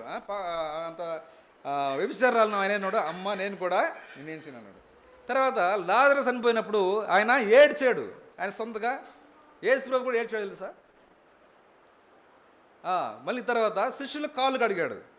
శిష్యుల తగ్గింపు జీవితంతో ఏంటో నేర్పాడు. శిష్యుల కాళ్ళే కడిగాడు. ఇలాంటి గొప్ప గొప్ప చనిపోయిన వ్యక్తిని లేపాడు. ఇలాంటి గొప్ప గొప్ప కార్యాలు చేస్తూ ఉన్నప్పుడు తండ్రి ఫిక్స్ చేసిన టైము, వెళ్ళవలసిన టైము వచ్చింది. వెళ్ళవలసిన టైం వచ్చినప్పుడు ఇంకా ఆయన కలుగుగా కంటే కలిగిన ఆయన గొప్ప గొప్ప కార్యాలు చేశాడు. తండ్రి కుమార పరిశుద్ధాత్మ సహాయంతో చేస్తూ చూడు. కానీ ఆయనే సొంతగా బలి కావాల్సిన టైము వచ్చింది. ఆయన రక్తం సిందిస్తే కానీ సంపూర్ణంగా మానవునికి పాప క్షమాపణ లేదని చెప్పి ఆయన చనిపోయే టైము వచ్చింది. సో ఆ మాటలు మొత్తం ఇవే మనం చూసిందంతా ఇదే. కానీ ఆయన సిలువలో 3 గంటలు, ఉదయం 9 గంటల నుంచి మధ్యాహ్నము 12 గంటల నుంచి 3 గంటల దాకా ఆయన శ్రమలు పడుతూ సిలువలో మరణించాడు. కానీ ఆయన్ని ఒక్కసారి షూట్ చేస్తే ఆయన చచ్చిపోతాడు యేసు ప్రభు. అర్థమైందా? అన్ని శ్రమలు ఆయన్ని పెట్టడం అవసరం లేదు. ఆ రోజుల్లో కత్తులు లేవా? ఒక్క కత్తితోటి ఒక్కటి ఏటేస్తే యేసు ప్రభు ఇప్పుడు చనిపోయాడు. ముఖం మీద ఉమ్మిదలేసాడు, ఉమ్మిదలు వేయించుకున్నాడు. ఎందుకు తెలుసా? ముందు తలమేంచి వద్దాం. ముఖం మీద ఉమ్మిదలేసాడు. ఎందుకంటే నువ్వు హేళన చేసావు ఎంతమందితో పరాచకాలు ఆడావు నీ ముఖంతో. అర్థమైందా? ఎంతమందిని హేళన చేసావు, ఎన్నో అబద్ధాలు ఆడావు. నీ నాలుగుతోటి నీ కళ్ళుతోటి చేసిన పాపాల మొత్తానికి పరిహారం కోసం ఆయన ఏం చేస్తున్నాడు? గడ్డం లాగబడ్డాడు. గడ్డం లాగారు కదా, ముఖం మీద ఉమ్మివేతులు వేశారు. ఇప్పుడు అర్థమైందా? ఆయన ముఖం మీద ఉమ్మివేతులు వేశారు. ఆయన ఒక్క ఏడు చచ్చిపోవచ్చు, కానీ నీ అవయవంలో, నీ శరీరంలో ఉన్న ప్రతి అవయవం చేసిన పాపాన్ని బట్టి ఒక్కొక్క అవయవం, ఆయన యొక్క అవయవం ఎంత బాధించబడిందో. ఎందుకంటే అక్కడ నీ పాపం అనేది పరిహరించబడాలి. ఆ అవయవంలో ఎంత దారుణమైన తలంపులతో నీవు ఉన్నావు, ఎంత దారుణమైన తలంపులతో నీ మైండ్ ఉంది. లేదమ్మా, ఎంత దారుణంగా ఆలోచిస్తావు నువ్వు, ఎంత దారుణంగా ఆలోచిస్తావు. వాడిని వచ్చేయాలి, ఈడిని ఇచ్చేయాలి, అది తెచ్చుకోవాలి, ఇది తెచ్చుకోవాలి, వాడి మీద జలసీ పట్టడం, ఈడి మీద అది పట్టడం, ఇదంతా మన మైండ్లోంచి వచ్చేది కదా. అందుకే ఆయన ఏం చేశాడు? ముళ్ళ కిరీటము గుచ్చబడ్డాడు. ముళ్ళ కిరీటాన్ని గుచ్చారు. ఆయన్ని గుచ్చేసి అది చూస్తున్నప్పుడు జుడజుడ రక్తం కారిపోయింది. అర్థమైంది ఎందుకు చేశాడో? ఆ పని ఎందుకు చేశారో? నీ మైండ్ ఎలా ఉంది? నీ మైండ్లో ఉన్న పాపం బట్టి ఆయన ఆ యొక్క ముళ్ళ కిరీటాన్ని తొడిగించుకోవాల్సి వచ్చింది. ఇప్పుడు అర్థమైందా? ఉమ్మివేతులు ఎందుకు అయినాయో, ఈ తల మీద ఆ యొక్క ముళ్ళ కిరీటం ఎందుకు కూర్చోబడిందో. తర్వాత చేతుల్లో ఏం చేశారు? చేతుల్లో మేకులు కుట్టారా లేదా? నీ చెయ్యి నా చెయ్యి ఎన్ని పాపాలు చేసింది, చేయలేదా? నీ చెయ్యి నా చెయ్యి ఎన్ని పాపాలు చేసిందో, ఎన్ని కాని పనులు చేసిందో, ఎన్ని కాని పనుల కొరకు పోయి ఆ యొక్క చెడుని ఈ చేతి నువ్వు చేసేవా లేదా? చేసానా లేదా నువ్వు నేను? ఎస్, ఆ పాపంలో ఆ చేతులు చేసిన పాపాన్ని తీసుకోవడానికి ఆయన సిలువలో మేకులు పడబడ్డాడు. అర్థమైందా? ఆయన సంబేచు ఒక పే కోసం చనిపోతాడు, కానీ రకరకాలుగా. ఎందుకంటే నువ్వు చేసిన రకరకాల పాపాలను బట్టి ఆయన అక్కడ. తర్వాత ఈ వీపంతా నాగేటి సెలవులు దున్నబడింది. నువ్వు పడుకున్న చెడు ప్రాంతాల్లో ఎక్కడ పడుకున్నావో, ఏం చేసావో ఇవన్నీ ఆ యొక్క వీపు నాగేటి సెలవులు దున్నబడడం ద్వారా నీ వీపుతో చేసిన పాపం అంతా పరిహరించబడింది. అర్థమైందా? అందుకే పక్కలో బల్లెపోటులు, వెనక వీపు నాగేటి సాల్వల దున్నబడింది, రక్తసిక్తమైంది. నీ ఒంటితో నువ్వు చేసిన పాపం పరిహరించబడాలంటే ఆయన ఆ విధంగా నల్లగొట్టబడాలి. అర్థమైందా? తర్వాత కాళ్ళు, నీ పాపం చేయడానికి నీ కాళ్ళు ఎన్ని మైళ్ళు తిరిగినాయో, ఎక్కడెక్కడికి పోయినాయో, పోలేదా? ఏమా, నీ కాళ్ళు నా కాళ్ళు పాపం చేయడానికి ఎన్ని మైళ్ళు తిరిగినాయో, ఎక్కడెక్కడ దూరినాయో, ఎక్కడెక్కడ చేసినాయో తెలీదా? ఆ కాళ్ళలో మేకులు కొట్టించిందని తెలుసా? అది మన కాళ్ళతో చేసిన పాపాన్ని పరిహరించడానికి యేసయ్య కాళ్ళలో మేకులు కొట్టించుకున్నాడు. నడినెత్తి మొదలుకొని అరికాల వరకు నువ్వు చేసిన పాపాల నిమిత్తము ఆయన మొత్తాన్ని రక్తసిక్తం చేసుకున్నాడు. ఒక్కొక్క గాయానికి ఒక్కొక్క పాపము. మీకు ఇంతవరకు వాక్యం ద్వారా చెప్తుంటే మీకు అసలు లెక్కే లేదు, అవునా? కనీసం ఇది కన్నా చూశారు మీరు? ఎంత దారుణంగా హింసించబడ్డాడో. నీ పాపం నా పాపం పోవాలంటే అంత ఈజీ అనుకుంటున్నారా? ఏమ్మా, ఎదుటి వ్యక్తిని ప్రేమించలేరు, ఎదుటి వ్యక్తిని క్షమించలేరు, ఎదుటి వ్యక్తికి సహాయపడలేరు. నీ స్వార్థం నీది, నీ యొక్క ఇక్కడ ఎన్నైనా చెప్పని అది దాడిని వెంటనే వస్తాడు మన లోక పురుషుడు. సున్నం కొట్టిన సమాధులాగా ఉన్నారు తెలుసా మీకు. ఆయన ప్రేమించాడు, ఏ స్థితిలో ఉన్నా కూడా ప్రేమించాడు. ప్రేమించడం అంటే ఏం తెలుసా? ఆయన కింగ్, ఆయన రాజు, ఆయన ప్రేమిస్తాడు. కానీ ఒక మాదిరి చెప్పాడు, ప్రేమించడం అంటే ప్రేమించేవారు గొప్పవారు, గొప్ప బలవంతులు. ఈ ప్రపంచంలో బలవంతులు ఎవరంటే తెలుసా? ప్రేమించేవాడు బలవంతుడు, క్షమించేవాడు బలవంతుడు. ప్రేమించేవాడు, క్షమించేవాడు, ఈ రెండు గుణాలు కలవాడే బలవంతుడు ఈ ప్రపంచంలో. బలహీనుడు అంటే ఎవరు తెలుసా? ప్రేమించలేనివాడు బలహీనుడు, క్షమించలేనివాడు బలహీనుడు. వాడే బలహీనుడు, వాడే రోగి, వాడే దరిద్రుడు, వాడే నరకానికి పాత్రుడు. నేను ప్రేమించినట్టు మిమ్మల్ని మీరు కూడా ప్రేమించమన్నాడు. నిన్ను వల్ల మీ పొరుగు వారిని, నేను మిమ్మల్ని ఎలా ప్రేమించను మీరు కూడా ఒకరినొకరు ప్రేమించుకోండి. ఆయన మాదిరి చూపాడు, బలవంతుడికి మాదిరి చూపాడు. ప్రేమించడము, క్షమించడము, ఆ గుణాలు మీలో ఉన్నాయా? పరలోక రాజ్యం ఊరికే వస్తుంది అనుకుంటున్నారేంటి మీరు? మీ పాపాలు ఈజీగా క్షమించబడతాయి అనుకుంటున్నారేంటి మీరు? ఆయన అంత శ్రమ పడితే రక్తం సిందించే వరకు అది తెలుసుకొని కూడా అది చేయలేకుండా మీరు మీ యొక్క సొంత తలంపులతో ఉన్నారంటే మీరు ఈజీగా మీ పాపం క్షమించబడతాయి అనుకుంటున్నారు మీరు? క్రియలు లేని విశ్వాసము మృతము. ఆయన మొత్తం చేసి పెట్టాడు. అమ్మ జస్ట్ నన్ను ఫాలో అవ్వండి, నేను చెప్పాను. జంతువులకి వాడికి విచక్షణ జ్ఞానము లేదు. ఏం చెప్పినా కూడా కారేసుకొని వస్తుంటే ఎంత హారణ కొడుతున్నా కూడా ఆ ఎదురుకి నిలబడి ఉంటాయి. దాని కొంచెం గుద్దితే కానీ అది పక్క పోవట్లేదు. అలాంటిది దేవుడు మనకేమి ఇచ్చాడు? విచక్షణ జ్ఞానము. నువ్వు ఎట్లా ఉండాలో, ఏం చేయాలో అని చెప్పి ప్రతి పూసకొచ్చినట్టు ప్రతిదీ నీకు వాక్యంలో ఉన్నారు. దైవజనులు మొదటి నుంచి బోధిస్తూ ఉన్నారు. ఇంతవరకు నువ్వు అదే స్థితిలో ఉన్నావు. బిడ్డ వస్తే తండ్రి రాడు, తండ్రి వస్తే భార్య రాదు, భార్య వస్తే పిల్లలు రారు. అసలు ఏం నేర్చుకుంటున్నారు? నీవు రక్షణ పడితే నీ ఇంటి వారు రక్షణ పడిన వాక్యం ఉంది కదా, ఎప్పుడన్నా నువ్వు ఆ వాక్యాన్ని ఎత్తిపడి చదివావు? నువ్వు ప్రభు నువ్వు ఈ మాట చెప్పావు, నేను రక్షణ పడితే నా ఇంటి వారు రక్షణ పడినని చెప్పి నువ్వు ఈ వాక్యంలో చెప్పావు. కానీ నా ఇంటి వారు ఎందుకు రక్షణ పడింది ఎప్పుడైనా దేవుని అడిగావు? నువ్వు ఎందుకు అడగలేకపోతున్నావు? ఏం భక్తి చేస్తున్నావు నువ్వు? రేపు నువ్వు వెళ్తావు, వాళ్ళు నరకాన్ని పడితే ఎవరు బాధ్యులు? తల్లిగా నీ బాధ్యత, తండ్రిగా నీ బాధ్యత, ఎవరు బాధ్యులు దానికి? ప్రతిదానికి లెక్క. నిన్ను ఊరకే ఆయన కొనలేదు, తన స్వరక్తాన్ని ఇచ్చుకున్నాడు. అర్థమైందా? ఆయన యొక్క సిలువ త్యాగాన్ని ఎగతాళి చేయబాకండి, ఆయన యొక్క సిలువ త్యాగాన్ని బీపరువు చేయబాకండి. ఏదో జరిగిపోతుంది అనుకున్నారేంది? కడవరి దినాల్లో మనం ఉన్నాం. కడవరి దినాల్లో మనము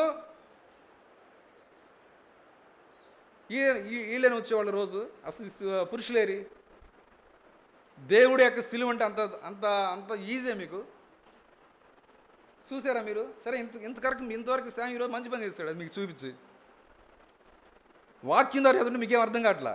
చూశారు కదా మీరు. కొంతమంది ఏడ్చారు పాపం. కొంతమంది అయితే చెప్తున్నారు ప్రతిరోజు మీరు వచ్చేటప్పుడు అయ్యా ప్రార్థన రాయ్యా అని చెప్తున్నారు మీరు.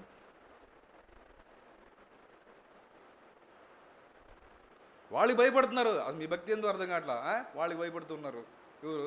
కొడుకులకి, భర్తలకి, భార్యలకి, పిల్లలకి భయపడుతున్నారు. సరే, తెలుసుకోండి. అదంతా ఆయన మన పాపం పరిహరించబడటానికి ఆ వాక్యం, ఆ శ్లోకం ప్రకారము ఏ దేవుడు పట్టించుకోలేదు. కానీ నిజమైన దేవుడు మన యేసయ్య మన కొరకు వచ్చి, మన కొరకు తండ్రి పంపించి మొత్తాన్ని మనం ఎలా ఉండాలో మొత్తం నేర్పించి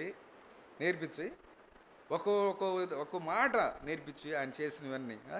కాళ్ళ కడగడం, శిష్యులు కాళ్ళు కడిగాడు. ఆయనకి పని పాటలు కడిగాడమ్మా. ఒక్కొరికి ఎంత ఉక్రోషం గుండెల్లో. నాకంటే చిన్నోడు ఏంది నీకంటే చిన్నది? పరమాత్ముడే వచ్చి పనికి మళ్ళీ మనుషుల కాళ్ళు కడిగాడండి. గుర్తుందా మీకు? అసలు అది ఎందుకు జరిగిందో అంటే అంత తగ్గింపు జీవితం ఉండాలి అన్నాడు. ఒకరు అంటారు దెబ్బ కొట్ట ఊరుకుంటాగానే మాట మాట అంటే నేను ఓర్చుకోనంట. ఏమమ్మా నీకు అంతలానా? మాట అంటే ఓర్చుకోరంట. ఏమనుకుంటున్నారు? యేసు ప్రభువే పరమాత్ముడే లోక సృష్టికర్తే, ఆయన వచ్చి శిష్యులు కాలుగడే నువ్వెంత నేనంత మాదిరి చూపించిపోయాడు. సమాప్తం అంటే ఏమనుకుంటున్నారు? దాంట్లో ఎన్ని క్రియలు చేశాడు దేవుడు.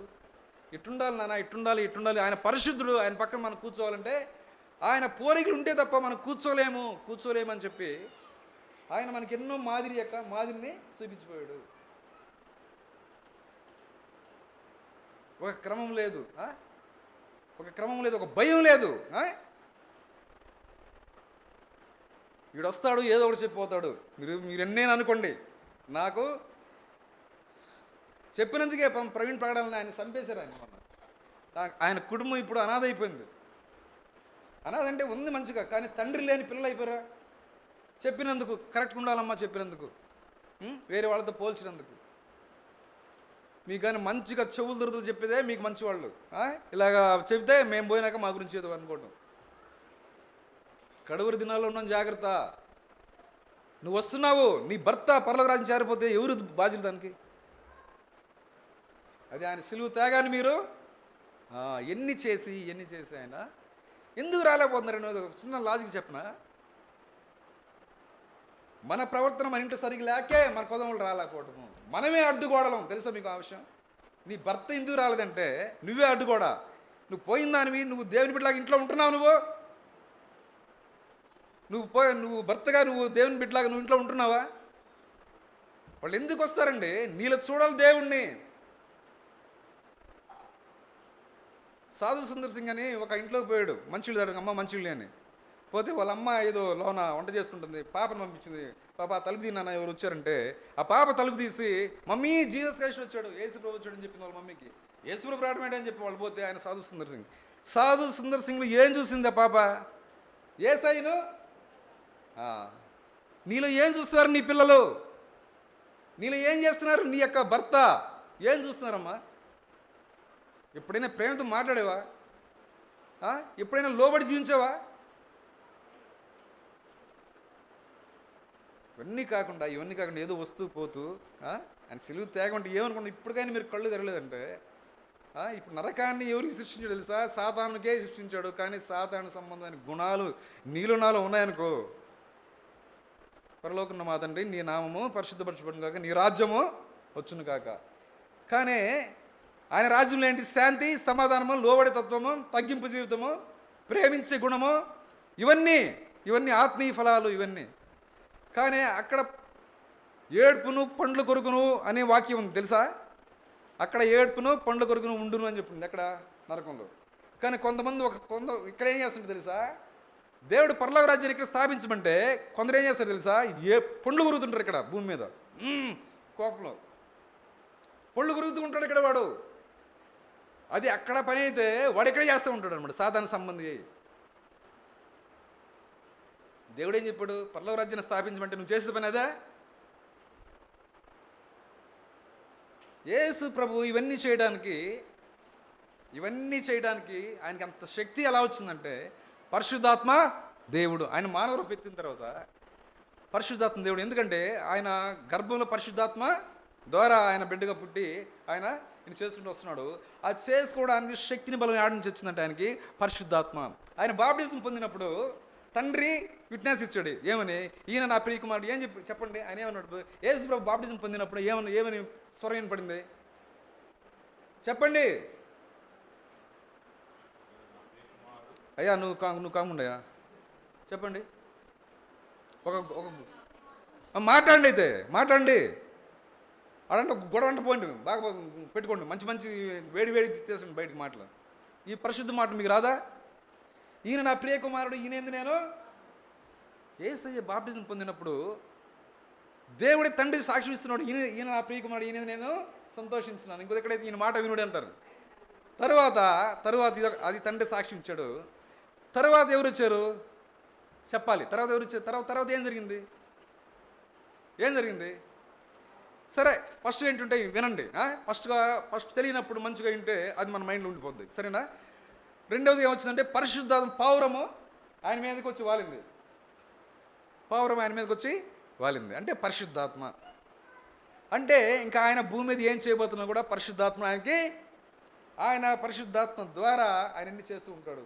అందుకే ఈ కష్టాలు నష్టాలు ఎవడు ఏమని అన్నా కూడా ఆయన ఎందుకు దాన్ని క్షమించగలిగాడు, ఎందుకు ప్రేమించగలిగాడు, ఎందుకు తన పనులు తను చేస్తుంటే పరిశుద్ధాత్మ ఆయన్ని లీడ్ చేస్తున్నాడు. నానా వాళ్ళంటే అన్నీ నువ్వేమి నువ్వు వెళ్ళు, తండ్రి పని ఇది అది కాదని చెప్పి ఆయన లీడ్ చేస్తున్నాడు. ఇంకా మొత్తము తన సమయం వచ్చింది, చనిపోయే సమయము. ముగ్గురు సంఘాన్ని అంటే శిష్యులందరినీ ఆడపెట్టాడు, ఇక్కడేమో ముగ్గురిని పెట్టాడు, ఇద్దరిని. ఆయన ఒక్కడే వెళ్ళి మన అశోక్ చెప్పాడు కదా, ప్రార్థిస్తున్నప్పుడు ఏమన్నాడు, అయ్యా నీ చిత్తం ఉంటే ఇది తీసివని అడుగుతూ ఉన్నాడు తండ్రిని. శరీరే అయ్యి, ఎందుకంటే ఒక శరీరం ఉన్న వ్యక్తికి మనం చనిపోతున్నాం ఎంత బాధ. ఆయన మానవ రూపం ఎత్తాడు కదా, సరే చనిపోతున్నాడు అని చెప్పి ఆ బాధను తండ్రి ముందు అయ్యా నీ చిత్తం అయితే దీన్ని తీసేమన్నాడు. కానీ పరిశుద్ధాత్ముడు ఏం చేశాడు, అయ్యా నువ్వు అట్ట చనిపోతే వీళ్ళకి పాపక్షమాపణ ఎక్కడా, కానీ నువ్వు చేయాలి అది అంటే మళ్ళీ ఏమంటాడు, పరిశుద్ధాత్ముడు ప్రేరేపించినప్పుడు ఆయన ఏమంటాడు తెలుసా, అయ్యా నీ తండ్రి నీ చిత్తమే సిద్ధించును కాక అన్నాడు. మళ్ళీ తన నిర్ణయాన్ని మార్చుకొని నీ చిత్తమే సిద్ధించును కాక. అర్థమైందా? పరిశుద్ధాత్ముడు లీడ్ తోటి ఆ కార్యాన్ని సమాప్తం చేశాడు, ఈ భూమి మీద చేయవలసినంత సమాప్తం చేశాడు. కానీ మీరు తెలిసి కూడా మీరెందుకు చేయలేకపోతున్నారు, ప్రార్థనలో కొంచెం కూడా గడపలేరు. అర్థమైందా? ఏదన్నా ఒక కాని పని, ఒక కార్యం కనపడిందంటే దానికి 10 మాటలు వల్లిక్కడ నీ నోరు ఉండలేదు. అర్థమైందా? ఒకరిని ప్రేమించలేరు, ఒకరికి సహాయం చేయలేరు, మీరు ఎక్కువ ప్రార్థన గడపలేరు. ఇవన్నిటికి ప్రధాన కారణం ఏంటంటే మీలో పరిశుద్ధాత్మ దేవుడు లేకపోవడమే. పరిశుద్ధాత్మ దేవుడు కానీ మిమ్మల్ని లీడ్ చేస్తూ ఉంటే నువ్వు ప్రార్థనలో 10 నిమిషాలు గడిపేదానివి 25 నిమిషాలు గడుపుతావు నువ్వు. అర్థమైంది ఈ విషయం మీకు? పరిశుద్ధాత్మ ద్వారా ఆయన గొప్ప కార్యాలు, సిలువు కార్యాలు చేశాడు, రక్తాన్ని సిందించేదాకా. పరిశుద్ధాత్మ కానీ ఏం కాదు, కానీ నాన్న నువ్వు పడాలి అని చెప్తున్నాడు, ఆయన ప్రేరేపిస్తున్నాడు కాబట్టి ఆయన చేయగలిగాడు. మానవుడు అనేది ఎప్పుడో పారిపోయాడు. అర్థమైందా? దేవుడి యొక్క సంకల్పం నుంచి, దేవుడి యొక్క ప్రణాళిక నుంచి పారిపోయాడు. ఆయన ఉంది ఏంది, పరిశుద్ధాత్మ ఆయన జన్మించాడు కదా, పరిశుద్ధాత్మ నడిపిస్తున్నాడు. ఈరోజు ఒకడు పతనానికి, ఒకడు పడిపోవడానికి కారణం ఏంటంటే నీకన్నా చిన్నవాళ్ళు చెప్తానని చెప్పి నువ్వు వాక్యాన్ని వినలేవు. నేను మీకన్నా చిన్న వాళ్ళని కావచ్చు, కానీ కొంతమంది రాలేరు అంతే. ఇప్పుడు చిన్నపిల్లలు చెప్పారని చెప్పి పెద్దోళ్ళు వినలేరు మాటలు. ఏంది అది పరిశుద్ధాత్మ లేని యొక్క జీవితం అది. ఇప్పుడు పిల్లలు ఎంత బాగా చెప్పారు, ఒకరిని మించి ఒకరు చెప్తున్నారు. సామే ఇప్పుడు వాళ్ళ యొక్క టాలెంట్ నేను అణిసివేస్తున్నాను అని చెప్పాను, అది నిజం. అది వాళ్ళు చూడు, వాళ్ళకి అవకాశం ఇచ్చేసరికి ఒకరిని మించి ఒకరు చెప్తున్నారు. వాళ్ళు ప్రిపేర్ అయ్యారు, పరిశుద్ధాత్మ దేవా మాకు సహాయం చేయండి. ఒకరు ప్రార్థనలు గడపలేకపోవటం, ఒకరిని ప్రేమించలేకపోవటము, దేవుని కార్యాలు చేయకపోవటము, పరిచర్య చేయలేకపోవడం కారణం ఏంటంటే పరిశుద్ధాత్మ లీడింపు మీలో లేదు, పరిశుద్ధాత్మ సన్నిధి మీలో లేదు. మీరు ఉంటే ప్రార్థనలో గడుపుగలరు బాగా. మీకు పొందే వరకు కొంతమంది ఏం చేస్తారంటే ప్రార్థన గడుపుతారు, అది లేడిందని కదా వదిలేస్తారు దాన్ని. అంటే పరిశుద్ధాత్మ సన్నిధి వల్ల ఉండదు. ఆయన ఇచ్చే వరకు నువ్వు చూస్తాడు దేవుడు, నిన్ను పరీక్షిస్తూ ఉంటాడు. ఇవి ఎంతకాలం ఉంటుంది, ఎంత పరిశుద్ధంగా జీవిస్తుంది, ఎంత పరిశుద్ధంగా జీవిస్తుంది. నా నీతిని నా రాజ్యాన్ని వెతుకుడి, అప్పుడు మీకేం కావాలో. మీరందరూ పడిపోవడానికి, మీరందరూ అవిధేయతకు కారణం ఏం తెలుసా? మీలో పరిశుద్ధాత్ముడు లేడు. ఏదో వస్తున్నారు పోతూ ఉన్నారు. సత్యం మిమ్మల్ని స్వతంత్రం చేయను. నీ భర్తకు నువ్వు చెప్పలేవు రమ్మని, ఒక కరాఖండి నువ్వు చెప్పలేవు, నీ బాబుకి నువ్వు చెప్పలేవు నువ్వు రమ్మని ప్రార్థనకి, ఏమంటాడని. ఇదన్నా దీని నుండి కారణం ఏం తెలుసా? మీరు దేవునిలో గడపలేకపోవటము, పక్క వాళ్ళతో ప్రేమగా మాట్లాడలేకపోవటము, పక్క వారిని ప్రేమగా మాట్లాడలేకపోవటము, వీటికన్నిటికి ప్రధాన కారణం ఏం తెలుసా? మీలో సంపూర్ణమైన పరిశుద్ధాత్మ సన్నిధి మీలో లేదు. మీరు లేకపోతే మీ ఇంట్లోనే ఉండదు. పరిశుద్ధాత్మ అది లేకపోతే మీరు ఎట్ట చెప్తారు? అసలుకి మీరు ఎట్ట చెప్పగలరు? మీరు చెప్పలేరు. కాబట్టి ప్రతి విషయంలో పరిశుద్ధాత్మ దేవా నాకు సహాయం చేయని చెప్పి ప్రార్థనలో మొదలు పెట్టండి. ఈ రోజు నుంచి నా వల్ల కావట్లేదు ప్రభా, నేను వాడు చెప్దామంటే నా వల్ల కావడం లేదు ప్రభా, పరిశుద్ధాత్మ నాకు సహాయం చేయి, నా నోరు తెరువు, నేను చెప్పులాగున్నాం.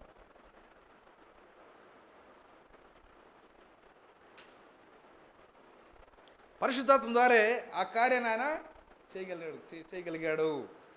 సమాప్తమాయను. మొత్తం తండ్రికి అకౌంట్ ఇస్తాడు. మొత్తం ఆయన పుట్టినప్పటి నుంచి ఆయన చనిపోయేదాకా మొత్తం క్లియర్గా రాశాడు. రాసి తండ్రి నేను ఇవి చేశాను మొత్తం, నువ్వేం చెప్పావు మొత్తం చేశాను, తూచే తప్పకుండా పాటించాను. ఎలాగంటే పరిశుద్ధాత్మ ఆదరణతోటి, పరిశుద్ధాత్మ శక్తితోటి. నెగిటివ్ తలుపు వస్తూ ఉంటుంది, అయ్యా నువ్వు అట్టు కాదు, నువ్వు చనిపోవాలి నువ్వు అని చెప్పి పరిశుద్ధాత్ముడు ఆ కార్యానికి పుషప్ ఇచ్చేవాడు. చేసి మొత్తము అకౌంటబిలిటీ ఇచ్చి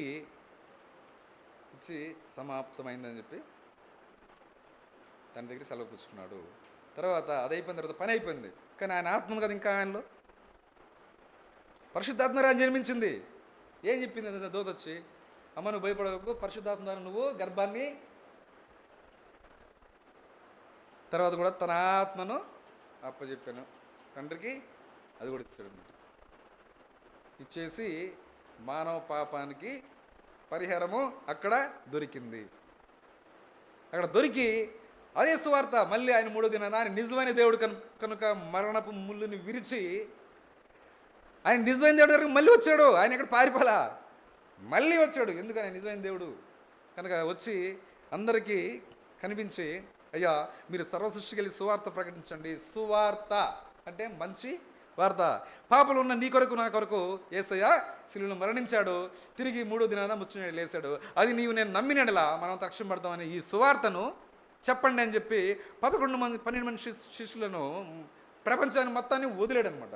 వదిలేకి వాళ్ళంతా ఇప్పుడు మన దాకా వచ్చిందంటే అక్కడి నుంచి ఆ శిష్యులు ఒకడైనా తోమా ఇండియా వచ్చాడు, భారతదేశం వచ్చి మనకు సువార్త ప్రకటించాడు. కాబట్టి మనం ఈరోజు ఆ రక్షణ భాగ్యాన్ని మనము పొందుకున్నాం, పాపం నుంచి విముక్తి పొందాం. మనము పొందినప్పుడు పరిశుద్ధంగా జీవిస్తూ ఆయన యొక్క జీవితాన్ని మనము క్రీస్తు యేసు కలిగిన ఈ మనసు మీరు కలిగి ఉండుడి. ఆయన మనసును నీవు నేను కలిగి ఉండాలి. ఆయన ఇచ్చే సమాధానాన్ని మీ హృదయంలో ఏలునీయుడి. ఆయన ఏం చేస్తాడు అవన్నీ తలపోసుకుంటూ అది చేస్తూ మనం ముందుకెళ్తేనే అక్కడ పరలోక రాజ్యంలో మనకు చోటు. బాప్టిజం మంచుకు మునిగారని చెప్పి మీరు అనుకుంటున్నారా? అడుగుతాడు మొత్తాన్ని లెక్క తేలుస్తాడు దేవుడు. నోటి నుంచి ప్రతి మాటకు లెక్క అప్పు చెప్పాలని వాక్యం ఉంటుంది. ప్రార్థన చేయకపోవడం పాపము, వాక్యం చదవకపోవడము పాపము. మీకు చెప్పేలే ఇప్పుడు దైవజనుడు కాబట్టి నేను గద్దించలేడు ప్రతి విషయాన్ని. అర్థమైందా? అట్ట చేసి మిమ్మల్ని తయారు చేశాడు, దాంట్లో నో డౌట్. పెద్దోళ్ళందరూ చనిపోతున్నారు, కొత్త వాళ్ళు చేర్చబడాలంటే ఎవరు వాళ్ళకి అడ్డుగోడలు నిలవాలా, లేకపోతే వాళ్ళకి రావడానికి మార్గం సుఖం చేయాలా? ఇప్పుడు పెద్దోళ్ళు స్త్రీలు ఉన్నారు, ముసలి వాళ్ళు చనిపోతే ఇంకా వెనకంతా ఖాళీయే. వాళ్ళ ప్లేస్లో కొత్త వాళ్ళు రావాలంటే బాధ్యత ఎవరిది? సంఘందా కాదా? సంఘం దాని కొరకు ఏం చేయాలి? దేవుడు నిన్ను లెక్కడుగుతాడు. నిన్ను లెక్కడిగినప్పుడు అయ్యా నేను ఇంత సంపాదించాను, ఇంత ఉద్యోగము, ఇన్ని కారులో తిరిగాను, ఇన్ని అని చెప్తావు. నువ్వు నా కొరకు అయ్యా నేను నీకు ప్రాణం పెడితే నువ్వు నా కొరకు ఒక ఆత్మను సంపాదించావయ్యా, నీ తోడు సహోదరుని అడిగితే నువ్వు ఏం చెప్తావు? నువ్వు అసలు మనిషి ఎంత విలువైనాడో తెలుసా? మనిషి కొరకు దేవుడే దిగొచ్చాడు. మీకు అది లెక్క, అసలు మీకు అది ఆ విలువ మీకు తెలియట్లా. అసలు మనిషి అనేవాడు ఎంత విలువైన వాడంటే ఈ సృష్టిలో నీకు చెట్లు వెళ్ళిపోతుంటే, చెట్లు పడిపోతుంటే ఆయన రాలేదు, జంతువులని చనిపోతుంటే ఆయన రాలేదు, కానీ మనిషి చనిపోతుంటే పాపము ఊరి మనిషి ఇంత విలువవాడని చెప్పి ఆయన పరమాత్మనే దిగొచ్చాడు. మీకు అసలు మీకు ఫ్రీగా వచ్చాడు అర్థం కావట్లా మీకు. ఇప్పుడు అర్థమైందా మనిషి ఎంత విలువాడు? అందుకే మదర్ తెరీసా మనిషి దేవుని రూపం అని చెప్పి ఆమె కుష్ఠవ్యాధులని పైన పెట్టుకొని ఆయన సర్వీస్ చేసింది.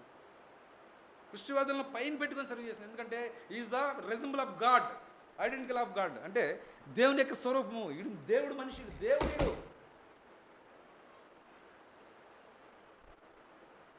ఆయన నీ కొరకు నా కొరకు వస్తే అసలు ఆ విలువను మర్చిపోయి వాళ్ళు వీళ్ళు రారు, వీళ్ళు వాళ్ళు రారు, ఇదంతా శుభదినం. ఈ దినాలు దేవుడు సృష్టించిన దినాల్లో ప్రతిదినం మంచిదని చెప్పాడు. కానీ నా వ్యక్తిగత అభిప్రాయం ఏంటంటే 3 దినాలు ఉన్నాయి మంచి. 3 దినాలు ఆయన పుట్టుక దినం ఒకటి, ఆయన చనిపోయిన దినం ఒకటి, ఆయన తిరిగి లేచిన దినము. ఆయన పుట్టబోతే నీకు రక్షణ లేదు, నీ యొక్క పాపానికి రక్షణే లేదు. ఆయన చనిపోకపోతే నీకు పాపానికి క్షమాపణే. అది ఆయన పుట్టుక ద్వారం అయితే ఆయన చనిపోయింది ఏంటంటే మనకి రక్షణ కలిగేదానికి మార్గము. ఇంకా ఆయన తిరిగి లేస్తుంది ఏంటంటే ఇంకా మన పాపాలన్నీ ఇంకా తీసివేయబడ్డాయి, అగాధములు తోసివేయబడ్డాయి.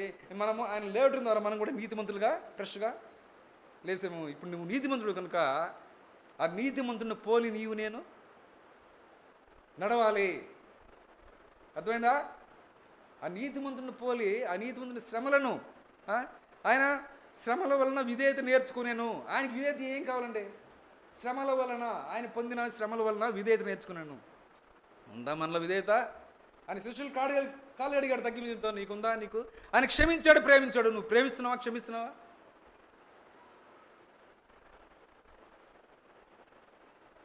అనుకుంటున్నారు ఏదో జరిగిపోతుంది, ఏదో అనుకుంటున్నారు. ప్రతిదీ లెక్కే. చూస్తాడు. తీసుకెళ్ళి సాతానులో కలుపుతాడు. వాడిది ఏది? అసలు దేవుడు నరకాన్ని ఎందుకు సృష్టించాలండి? వాడిని వేయడానికి. ఎవరిని? సాతానుని, వాడి యొక్క పరిహారాన్ని. కానీ నువ్వు సాతానుడిగా నువ్వు బిహేవ్ చేసి వాడి యొక్క మనసు నీలో ఉంచుకొని నువ్వు రేపు వాడితో పాటు దాంట్లో పడేవారుగా ఉన్నావు. ఎవరైతే అవిధేయత ఉన్నారు, ఒక పరిచర్య చేయలేరు, బయట ఒక సిమ్మలేరు, చెప్పులన్నీ ఎట్లున్నట్టుంటాయి. ఎవరికన్నా ఉందా మనసు కరెక్ట్గా పెడతాను నేను చెప్పులు? పరిచర్య వచ్చి రెగ్యులర్గా ఎవరైనా సిమ్ముతున్నారా? 1 by 1 నేను ఎందుకు సిమ్మకూడదు, నేను ఎందుకు సిమ్మ ఎవరైనా ఉందది? ఏమనుకుంటున్నారు దేవుడు అంటే? యెహోవా ఉపకరణాలు మోయువారలారా అని ఉంటుంది వాక్యం. ఉపకరణాలు మందిరంలో ఏది ఉన్నది? యెహోవా ఉపకరణం, అది దేవుడిది. ఆయన ఉంది మీలో, ఆయన ఆత్మ మీలో ఉంది. ఎందుకంటే ఆదాముని సృష్టించి అట్టున్నాడు డెడ్ బాడీగా, ప్రాణ ప్రతిష్ఠ చేశాడు. ప్రాణ ప్రతిష్ఠ ఎట్టా? ఆయన నాశనం ద్వారా తన ఆత్మను ఓదగా మనిషి నరుడాయను. మీలో ఆత్మ ఎవరిది? అది ఆత్మను ఆర్పకుడు అని ఉంటుంది, పరిశుద్ధాత్మను దుఃఖిపరచకుడు అని ఉంటుంది.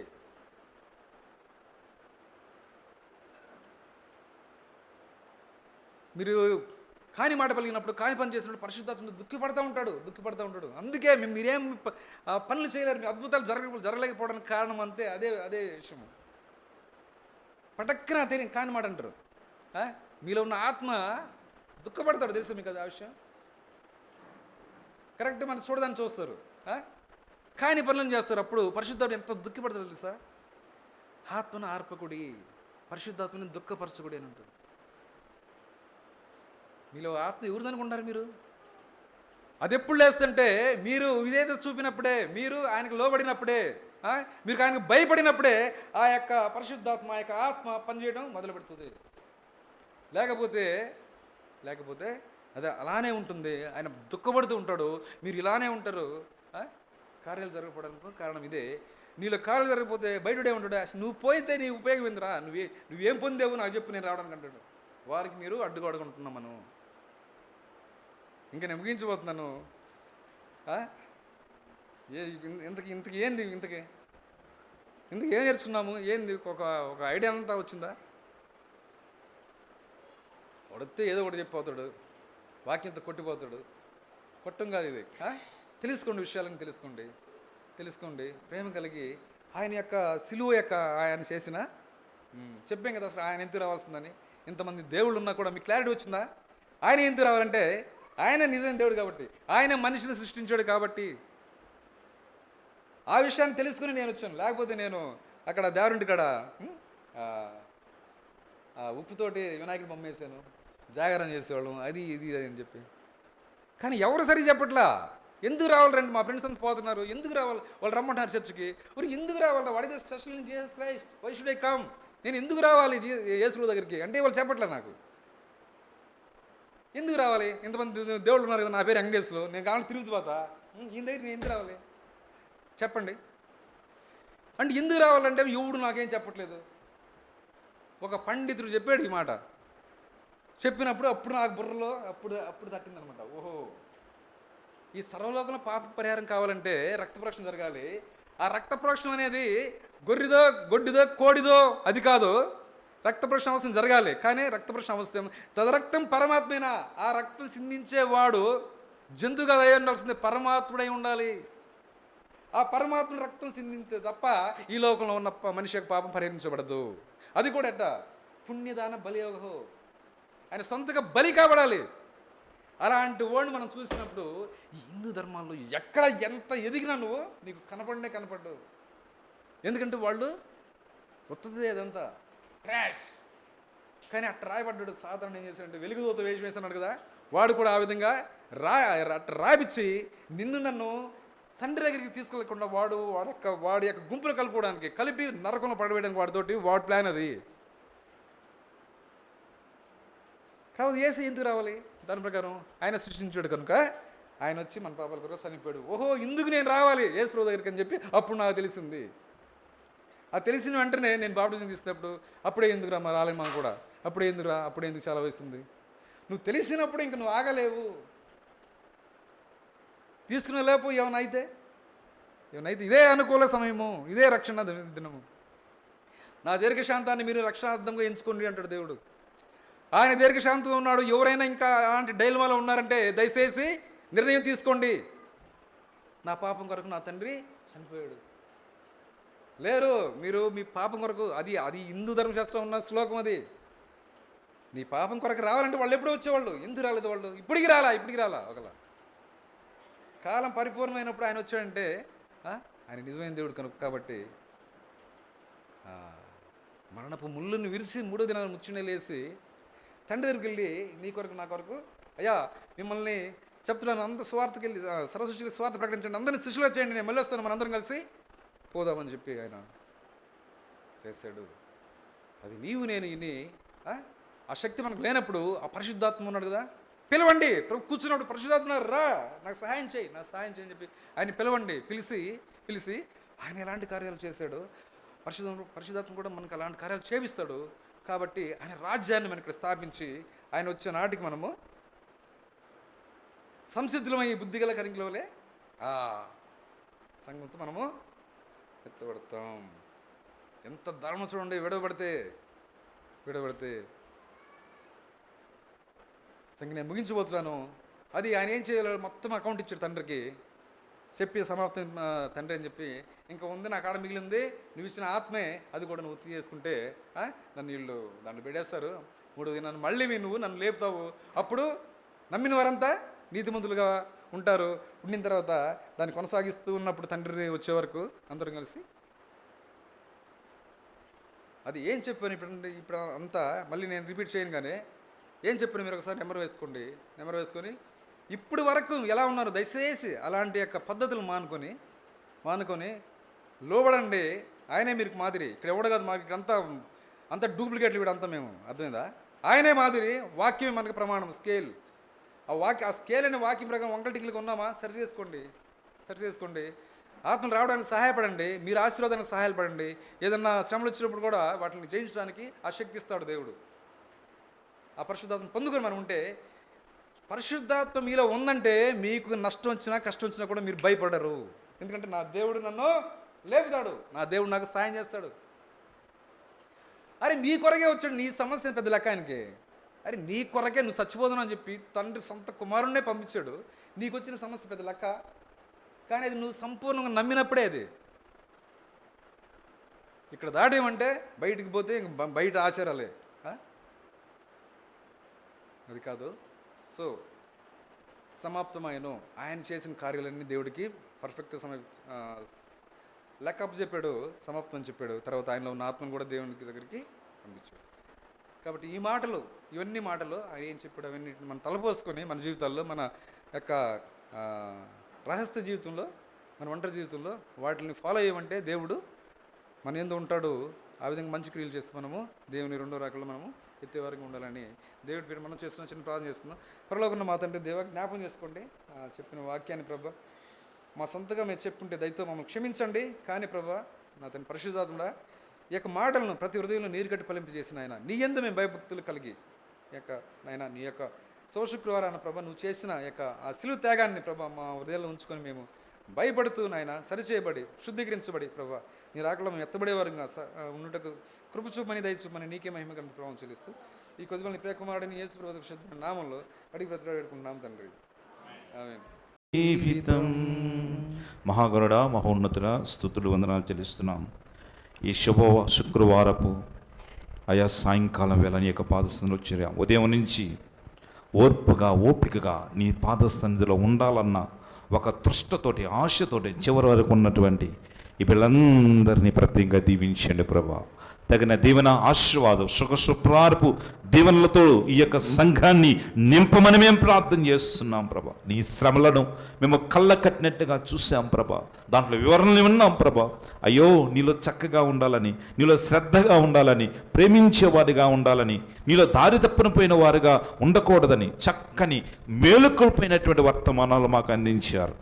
అయ్యా, విన్నువక్కను విడిచిపెట్టకుండా, అయ్యా గట్టి నేల పని విత్తనాల వల్లే కాకుండా, అయ్యా పంట పండేటువంటి నేలలో పని విత్తనాల వల్లే అయ్యా ఆ వాక్యం మా హృదయంలో ఫలించి అయ్యా నీకోసం గొప్పగా సాగే బిడ్డలుగా, పరిశుద్ధాత్మ నడిపింపు కలిగి నీకోసం అనేకమైన గొప్ప కార్యాలు చేసే బిడ్డలుగా ఇక్కడున్న బిడ్డలందరినీ నడిపించమని, ప్రేరేపించమని, పురుకొల్పమని, వీరిని వీరి కుటుంబాలు నిరంతరంగా వర్ధలింపచేయమని, నిండైన దీవెనలతోటి సంఘాన్ని రేపమని, ఈ రాత్రికాలం జరగబోయే గంభీరమైనటువంటి ఆ యొక్క జ్ఞాపకార్థ కొడుకులు కొట్టి సహాయాన్ని దయచేయమని యేసుక్రీస్తు వారి శ్రేష్ఠ నామములో ప్రార్థించి స్తుతించి అడిగి వేడుకుంటున్నాం తండ్రి. ఆమేన్. తండ్రి, కుమార, పరిశుద్ధాత్మతయే కదా ఉండే కృపా సమృద్ధి మీ అందరికీ తోడయండి, దీవించి వర్ధలింపజేసి శుభ శుక్రవారపు దీవెనలతోటి మిమ్మల్ని మీ కుటుంబాలను నింపును గాక. ఆమేన్. ఆమేన్. ఆమేన్. వెంకటేశ్వర మావయ్య ముగింపిస్తారు, తర్వాత ముగించుకుని వెళ్దాం.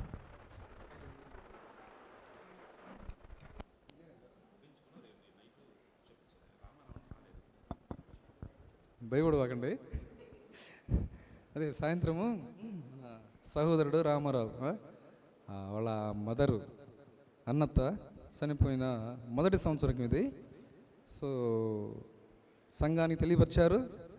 మనోడు ఉదయం వచ్చాడు రామారావు, సాయంత్రము గృహ కూటిక కలిగి ఉన్నాం కనుక సంఘమంతా రావాలని ప్రేమపూర్వకంగా మనవి చేశాడు. సో భోజన కార్యక్రమాలు కూడా ఉన్నాయి కనుక సంఘమంతా అక్కడ కూడి దేవుణ్ణి ఆ యొక్క సందర్భాన్ని బట్టి దేవుణ్ణి స్తుతించి కనపరిచి వాళ్ళు ప్రేమతో చేసిన ప్రేమ ఇందులో పాల్గొని ఈ కార్యక్రమాన్ని అందరూ జయప్రదం చేయవలసిందిగా ప్రభు పేరిట మనం చేస్తూ ఉన్నాను. ఓకే, కూడుకు ముగించబడింది. సెలవు తీసుకున్నాం. ప్రక్వారికి మరొక మారు శుభ శుక్రవారపు వందనాలను చెప్పుకొని వెళ్ళాలని ప్రేమతో మనం చేస్తాం. May God bless you. దేవుడు మిమ్మల్ని